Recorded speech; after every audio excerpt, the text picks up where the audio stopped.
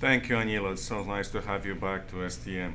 Peace be with you, friends. And once again, thank you, Anilo, for this beautiful prayer. And gotta tell you, a nice examination of conscience, which goes very well with what we're about to receive. So just like the devil divides and separates us from each other, from God, causes sin, reconciliation brings peace and unity. So today, each one of us will have the opportunity to receive the sacrament of reconciliation, of what we call confessions. And Father will be available in our chapel from 11:30 until 1:30. So everyone was welcome, a couple of classes who are coming, but just if you need to come on your own and need to justify your absence from your class, please ask me, let me know, I'll give you a slip. And that's today. Also today at the end of the day, a reminder, we'll have a prayer in the chapel, the Divine Mercy Chaplet. And tomorrow morning, the reminder to all of you who would like to join for a morning prayer for about 15 minutes, starting at 7:45, so it's before the bell, the Divine Liturgy. So once again, today, a joyful invitation to receive the Sacrament of Reconciliation, a great way to prepare ourselves for the upcoming end of Lent and Easter. Thank you so much and have a blessed day. Good afternoon. Tomorrow night's prom. The prom is going to be held on March 7th at Carmen's Event Center, which is found on 1520 Stone Church Road, East Hamilton, Ontario. The doors will open at 6 p.m. and the event will end at 11 p.m. Please make sure your rides are at Carmen's Event Center to pick you up no later than 11 p.m. This includes calling for cabs and Ubers. You must have a photo ID to enter. Code check is available free of charge. You will be subject to search upon entry. You will not be allowed into prom if you are under the influence or with possession of drugs or alcohol, and school consequences shall be issued. No vapes are allowed into the event center and will be confiscated if found. Once you are into the prom, there will be no in and out privileges. If you leave the hall, you will not allowed to re-enter. So again, we wish everyone at STM a great and enjoyable evening, and we'll see you there. Morning, STM. This is a message for all potential graduates. I know right now you're probably just thinking about March break, but in a few short months, you will have the honor and distinction of participating in a Catholic graduation ceremony. Catholic graduation ceremonies have the privilege of addresses to the audience by both the school principal and our bishop. Another important speaker at the graduation ceremony is the valedictorian. The valedictorian will present an address to and for their fellow graduates. If you are interested in this time-honored tradition, information about valedictorian is on Miss Vesprini's grade 12 LMS page. But wait, for those of you who may not want to run for valedictorian, you also have an important role to play.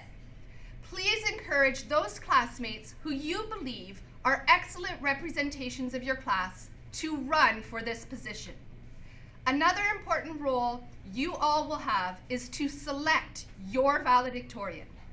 As you prepare to launch into the world of post-secondary life, your participation in the civic life of your community will become much more important than it has been. And selecting your valedictorian is part of that. On April 16th, all approved candidates will present a small glimpse of their valedictory address to you. The potential graduates of the class of 2024 will then get to vote on their representative. If you have any questions about this process, again, please see the grade 12 LMS page or come and see me, Ms. Shields, in the guidance office. Thank you and have a great day.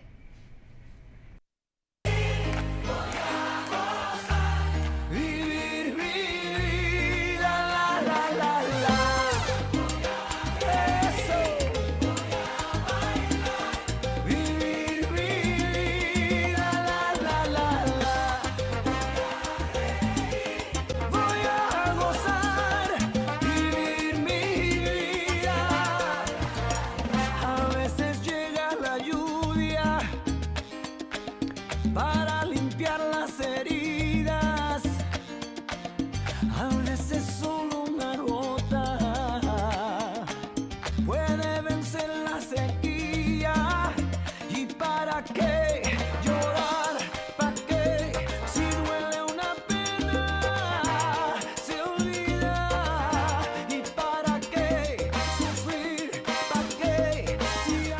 morning, STM. My name is Shama. And my name is Dominique. And here are your announcements for today. Attention all students. Prefect tutoring will be canceled today and will resume after break. Be sure to check out the grade 9 lunchtime math and science help for grade 9s in room 255 and check out TVO Mathify for math assistance. This is a final reminder to any of the boys basketball players who have not handed in their permission forms for the Raptors 905 game. They must hand them in as soon as possible. The game is tonight with the departure time from the cafeteria entrance at 6 p.m. sharp. And now for your sports. In boys hockey, GHAC semifinal action on Tuesday, your Knights played with tremendous heart and determination, but ultimately came up just short of advancing, losing to Burlington's Nelson 5-4 in overtime. Danny Doyle was spectacular between the pipes, as goals were scored by Josh Cordell, Liam Duck, Liam Ryerson, and Logan Slack. Coaches would like to commend the team on a fantastic season in which the boys captured the first league championship since 2015. Great season, boys. Thanks STM.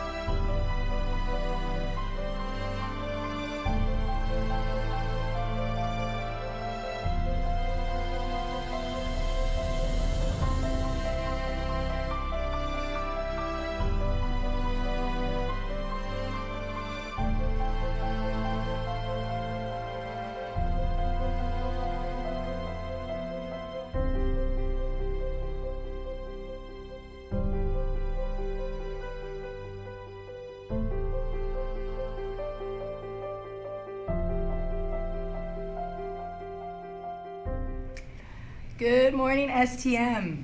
This is our last wrestling announcement of the year.